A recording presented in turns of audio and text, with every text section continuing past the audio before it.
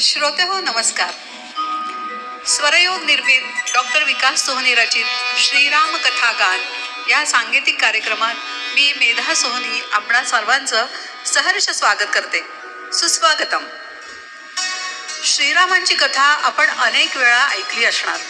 कितीही वेळा ऐकली तरी पुन्हा पुन्हा ऐकावीशी वाटणं हे प्रभू श्रीरामांच्या कथेचं आगळेपण आपण वेळोवेळी अनुभवलंय. श्रीराम चरित्रातील काही घटनांवर आधारित ही गीतमाला आपणा सर्वांच्या साक्षीनं प्रभू श्रीरामांच्या चरणी अर्पण करण्याचा हा भाबडा भावभोळा प्रयत्न आपणास नक्कीच आवडेल ही आशा. आणि विशेष करून सांगायचं म्हणजे आपण ही कथा 2 तेजपुंज ऋषिकुमारांच्या मुखातून ऐकणार आहोत. हो, बरोबर ओळखलं. श्रीरामांच्या राजदरबारात प्रत्यक्ष श्रीरामांचे सुपुत्र कुश आणि लव आपल्या पित्यासमोर रामकथा गात आहेत.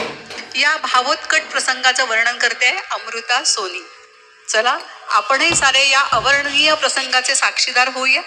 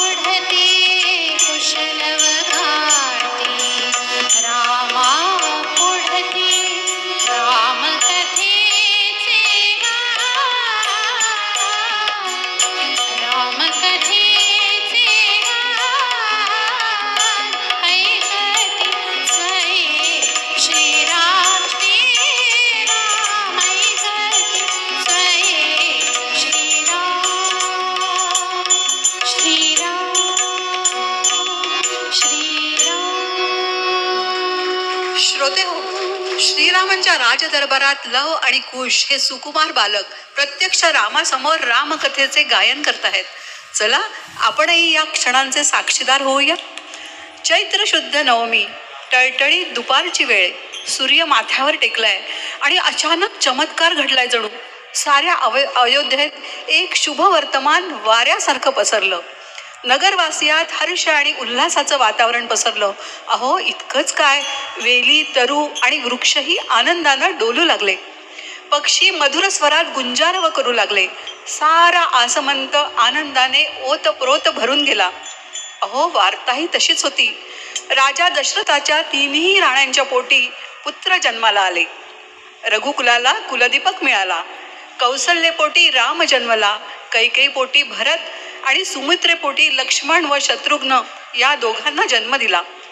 चला तर आपणही अयोध्यावासियांच्या आनंदात सहभागी होऊया. पुढे गीत सादर करतायत दीपा धर्माधिकारी. चैत्र शुद्ध नवमी रवी